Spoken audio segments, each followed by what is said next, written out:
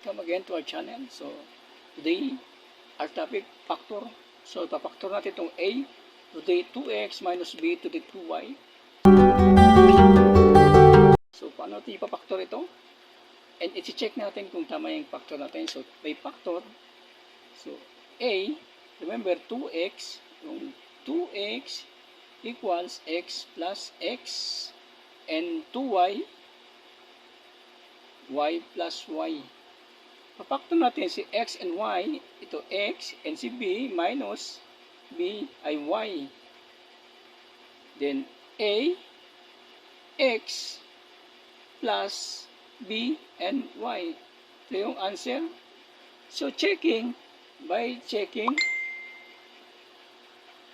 multiply natin to b times a. So negative sign a, b, x, and y.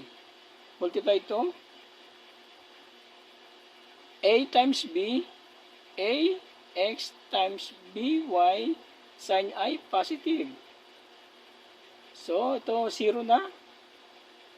So, multiply natin a, x times a, x. So, a, x, remember, pag multiply yung exponent, add natin a, x times a, x.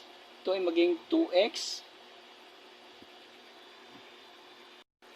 Kay b, negative tsaka positive. So, negative b times b. Ito yung y and y. So, ito may plus. So, magiging a 2x minus b, y plus y ay 2y. So, ito tama yung a 2x minus b 2y. So, check.